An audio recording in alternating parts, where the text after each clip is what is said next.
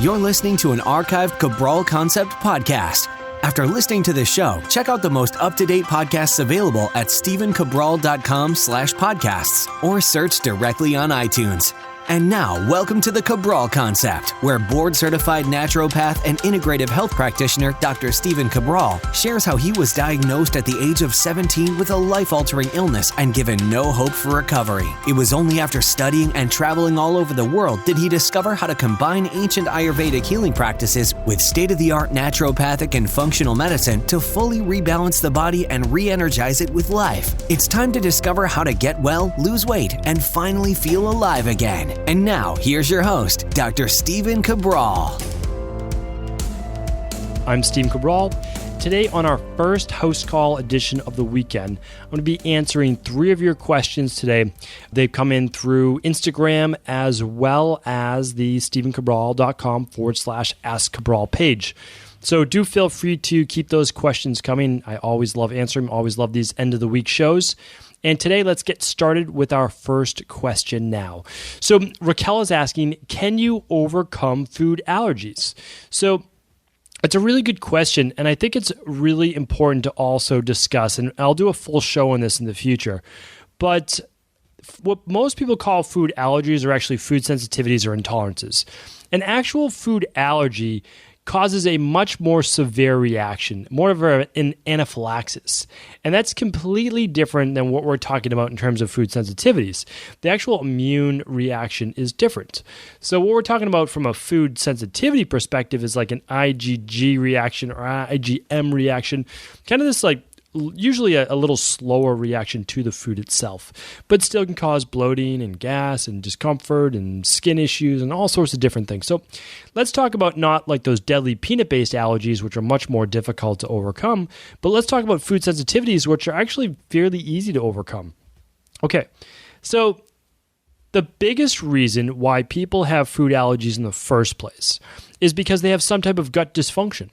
So what happens is they have some type of increased permeability or increased leaky gut, as they call it, and they're allowing protein molecules, not necessarily the fat, not necessarily the sugar, the carbohydrate, they're allowing the protein molecules from those foods to seep through the gut wall, partially undigested, and then into the bloodstream. And then your immune cells see these protein strands, amino acid strands, and they attack them as a foreign body, foreign entity. So 2 things. One is you need to repair the gut. You can first test to see if you do have a lot of yeast and bacterial overgrowth by doing an organic acids test. And again, you can just go to stephencabral.com/store and look for what the organic acid test is. And it's very simple. It's just a urine-based test.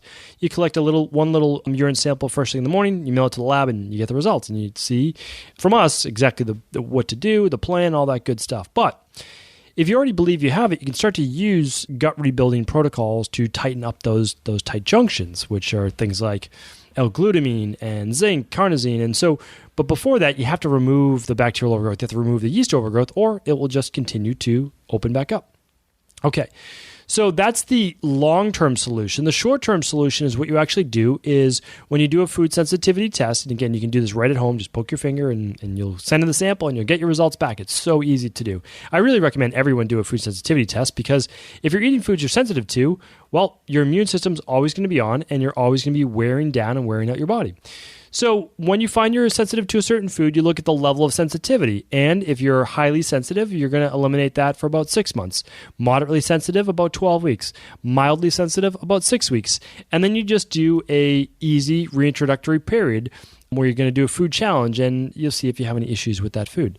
But what you want to do is you want to eliminate the food that you're sensitive to, and then also repair your gut as well. So, Raquel, you can absolutely overcome food sensitivities. Now, some people have some more deeper inborn ones like celiac or really an intolerance to dairy.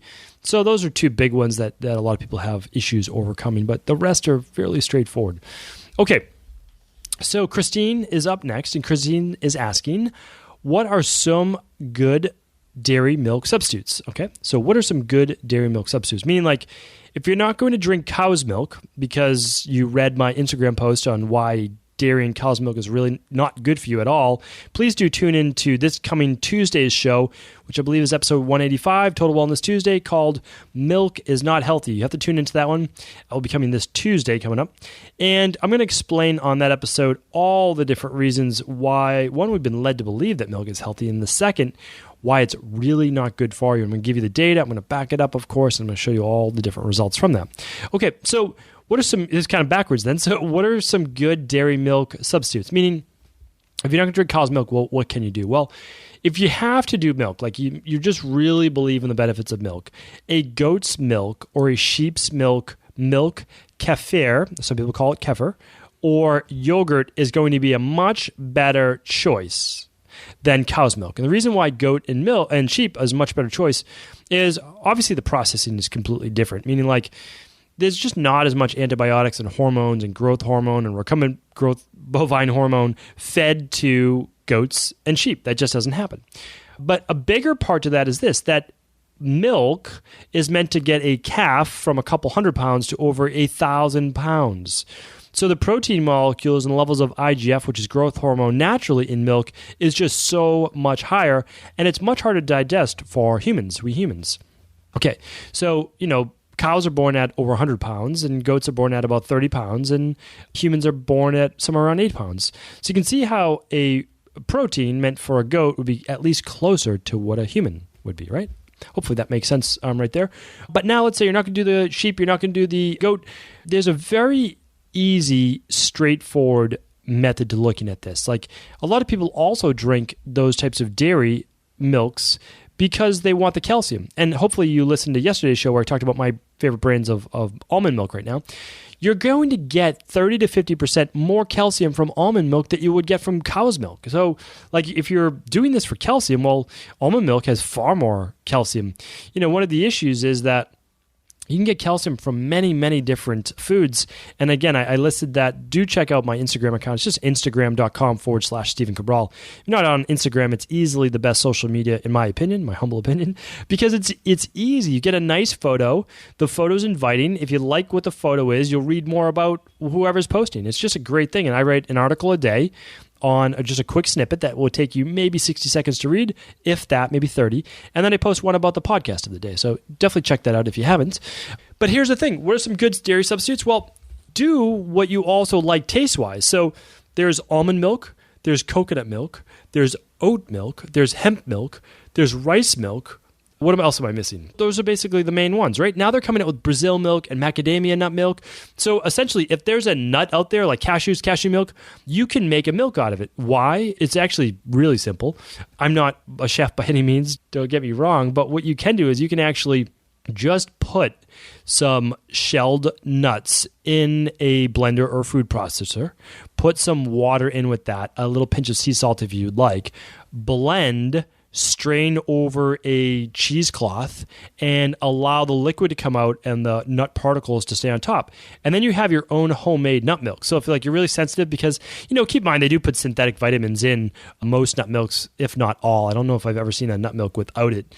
Then you might want to just make it yourself. But literally, think about it this way. They're just mixing nuts with milk or with water, and they're making their almond milk. And there's also very little to it, meaning even if you're sensitive to one of the nuts, I'm not saying to do that particular nut milk, but there's only 1 gram of protein as opposed to 5 or 6 in a fourth of a cup. You're getting only 1 carb typically if it's unsweetened, and you're getting 3 or 4 grams of fat. So it's pretty benign, and it just has a texture that a lot of people like to either put in their coffee, put in their tea, or what else would you put it in? Maybe your smoothie. So really simple, really straightforward. There are so many great alternatives to dairy milk that there's really not a reason to drink it. And if you're talking about unpasteurized milk, if you're talking about raw milk, if you're talking about not cold milk, all things that I'm going to discuss in Tuesday's episode, so be sure to tune into that one. That's a different story, but we're not talking about that. We're talking about pasteurized milk that is coming from cows that are basically sick. And again, I'll share more of that on Tuesday.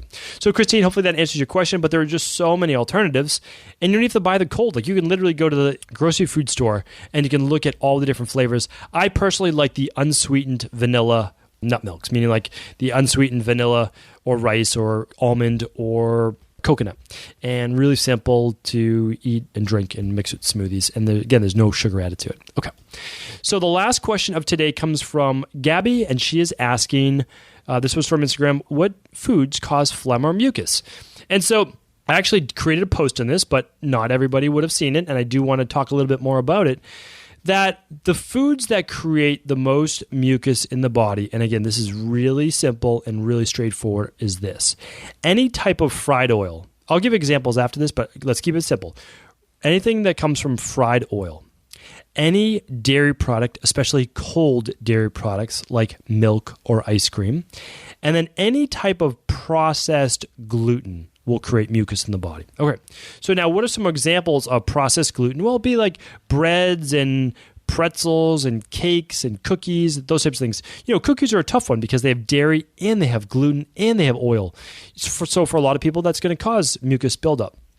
Okay, what are fried foods? Well, literally anything fried. Anything fried in oil can cause mucus. That means the oil might be butter, it might be coconut oil, it might be olive oil. Anything fried in oil is mucus producing. So think of in Ayurvedic medicine, it's kind of that kapha-based foods. It's the anti-vata foods. Now, if you're a vata body type, some of these things could be healthy for you. If you're a kapha body type and you're producing a lot of mucus, these are going to be very bad for you. And the oil part, I think I actually just went over that part. So the next big part to that is milk.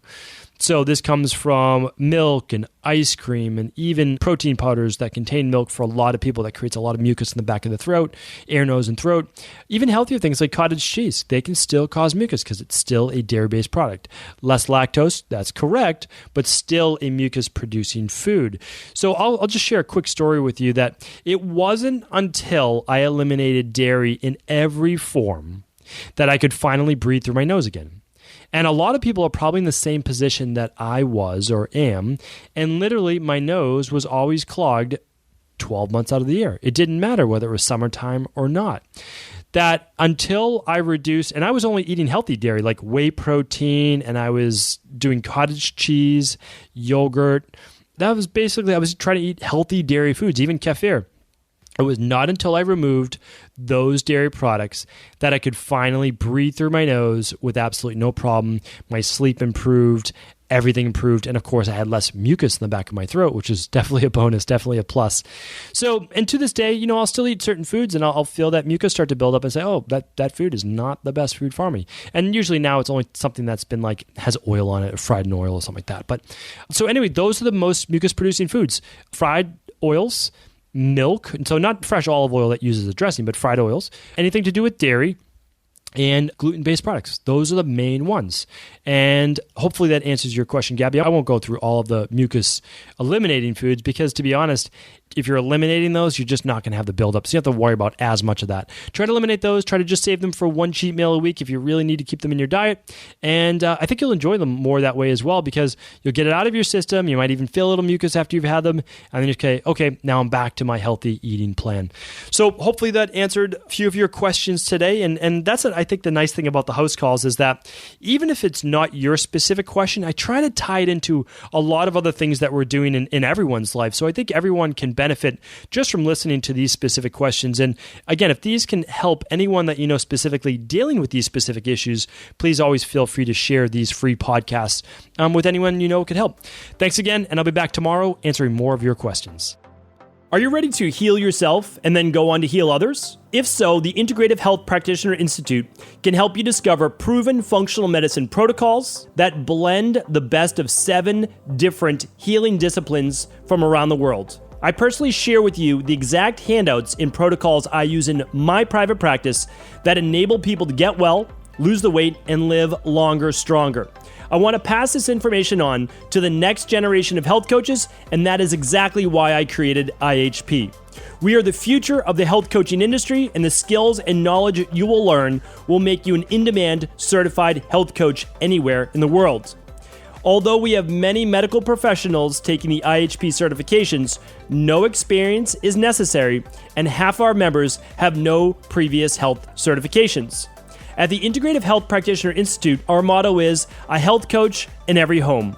Our goal is that you take this knowledge and then share it with family, friends, loved ones, your community, or in a practice where you create a career you love and can be proud of. The global IHP community is filled with some of the most kind and caring people in the world, and we can't wait to welcome you into our world soon. For more information or to set up a discovery call with one of our IHP Health Coach graduates, simply head over to integrativehealthpractitioner.org.